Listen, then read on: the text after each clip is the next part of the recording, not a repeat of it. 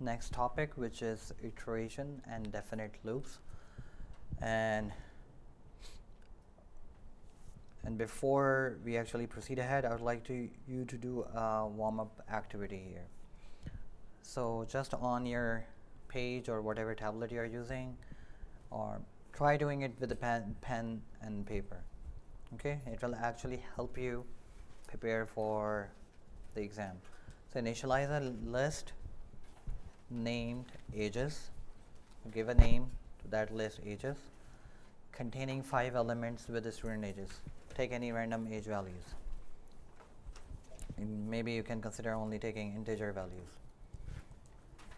And write Python instructions to print all the elements using indexing.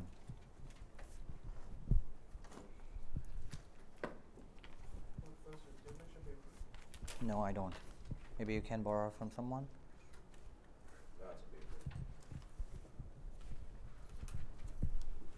Do you have a pen? Yeah, I do.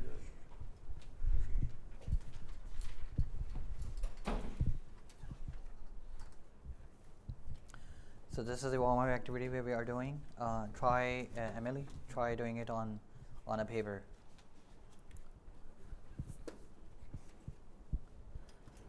So I can pause for a while.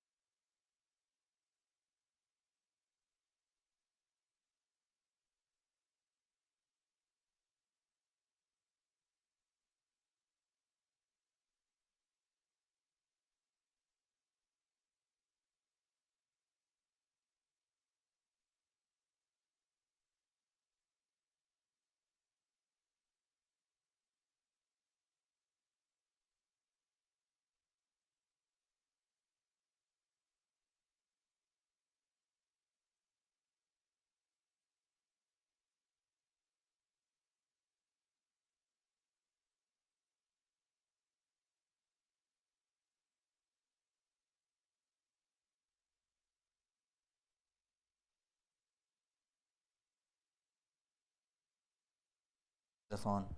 I should not be turning it off. Anyway, so we were discussing the loops. So when we write for, let's say for, or maybe choose this for, or let me do this for, and I have some variable, let's say age, and then I write and then I have, let's say age is defined up here. Age is defined, or ages is defined here, 12, 18, 20, 22, and let's say 45. So these are some ages that are defined in the list ages. Okay, so what we are having here is we are running, or maybe instead of using variable name age, I should use the value element in ages. So this is the format. So what will happen is so first of all, this loop automatically detects based on the size of ages, size of this list. So what is the size of this list? Size means like number of elements in the list. The size of the list is 1, 2, 3, 4, 5. Okay, so we have 5 elements. So this loop is going to run 5 times. And what is it going to execute 5 times? Whatever we write here, it is going to execute that 5 times. Okay, so suppose we have a statement print and only element. So what does element contains? So when it is executing first time, when it is executing or let's say 0th time, the 0th iteration, let's say iteration, during the 0th iteration, value of element would be 12. So it will read first value in ages dictionary and it will assign this value to this variable element. And what we are doing now here is printing that value element. Next iteration, the value of element would be 18, and the second iteration, the value of will be 20, and so on and so forth. Okay, so let me just give you a quick demo on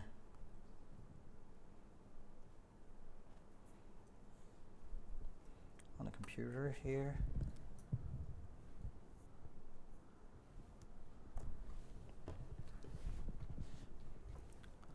So let's create a new file, give a loop demo or for loop underscore demo.py. Okay, let me come out of this interactive interface and just write the ages equals, first of all I need to have the ages dictionary, 12, again random values, 23, 67, 80. Okay, now what I can do is print first of all ages. If I were to write 0, it will print the 0th element, simple python 3, and for loop demo, if I execute this thing, it will only print the 0th element. Okay, so I want to update it to execute this instruction 5 times and print all the values. So what I can do is for the next thing is a variable that you can define anything. I can define element or el, for el in ages. Okay, so for el in ages, now what I can do is I remove this print statement from here and I can put it here, print ages. So instead of now printing ages, I will be printing el, because I know that in every iteration el will be containing the corresponding value. Okay, So when I execute this code, first of all, clear this screen.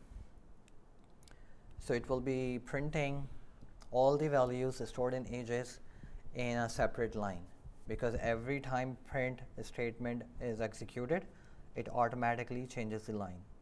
So you can see here 12, 45, 23, 67, 80 is printed in a separate line, right? I can modify the behavior, which you might need to do that often. So I can give a tab value, probably I think should work, and see, there you go. So it actually, after printing the last value, it also gave a tab. So that's why this prompt is also tabbed. Or after completing this, I can simply write print. It will actually change this behavior. So I got this one in the next line. Did you get what I'm doing? So it printed all the values, tab separated, and then after executing the for loop, it execute the empty print statement. So empty print statement means it's not printing anything, but it is simply changing the line. Okay, so it changed the line. So previously it did not change the line, and it printed this prompt percentage value here, and when I change it by including this statement, it actually changed the line properly. Anyway, so do you get an idea of how for loops work? So you have to have a container like list or tuple or anything else, the container, and in every iteration the value of container in order will be assigned to a variable, whatever you name it, el, element, name, whatever. Okay, any question here? Yep. So if you had more than like the 5 values, it automatically just print to the If I have more than what? like the 5 values there, it would just like print to the next line. Yes. So you can have like maybe another, let's say, I mean whatever. Okay, and it should work fine. Let me simply take this off a statement, and this one, keep it simple, and it will print all the values in separate line. You can see that. Okay, so we do not need to write print a statement again and again. So this is what the purpose of looping is. Wait, let me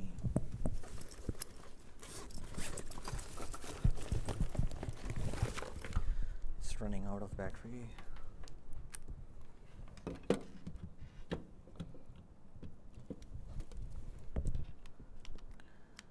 Okay, any other question here? If not, let's go back to the slides.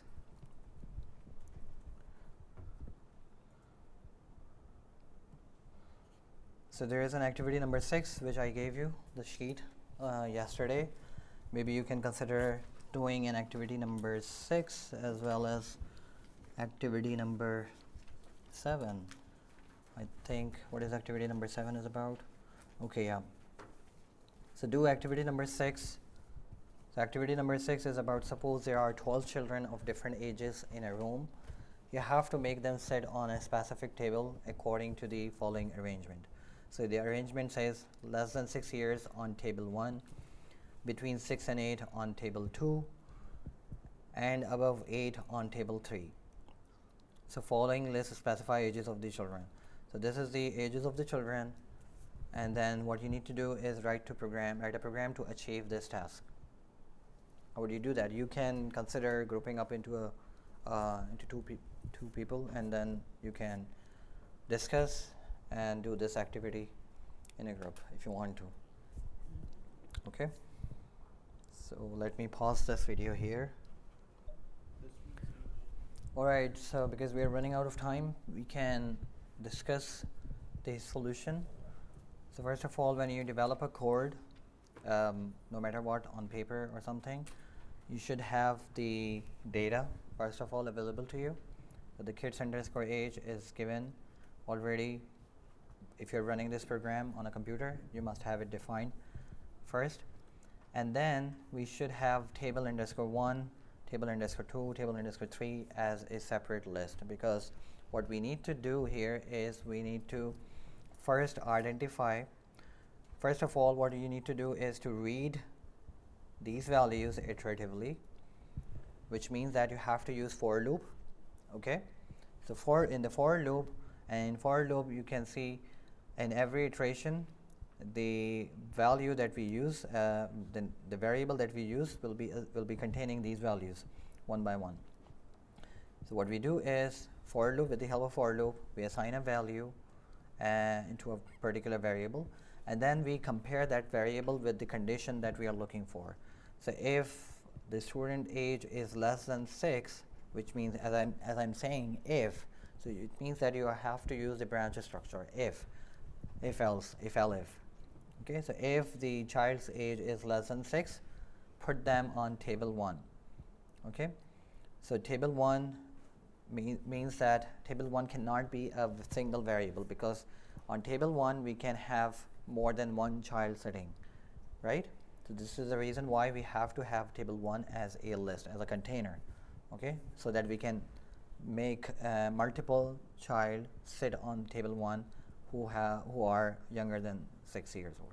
Okay, same is the case with between 6 and 8 on table 2. 8 is considered inclusive, and above 8 on table 3. So what you do is for age in kids age, so age is a variable name here, okay, and then what you do is if age is less than 6, what you do is table underscore 1, use the append method and append the child of that particular age below 6 on table 1. Similarly, if age is between 6 and 8. So there is one way of writing this. Another way of writing is you can simply write age is greater or equal to 6 and age is less than equal to 8. Okay, so this is another way of writing this. Otherwise, if none of these two conditions satisfy, the third one would always be like the student is above 8 years old. In that case, you have to make them sit on table number 3. Okay, any question here? So the condition in line number 10 can also be written as, again, the condition on line number 10, I'm going to write it alternatively as elif age is greater or equal to 6.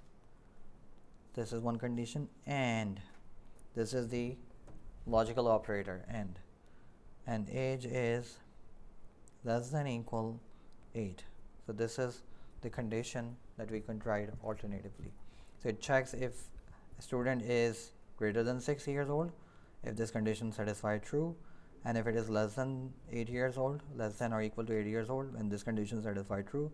When both the conditions satisfy, only then this block of code will execute and will put them on table underscore 2 dot append and the student age student. Okay,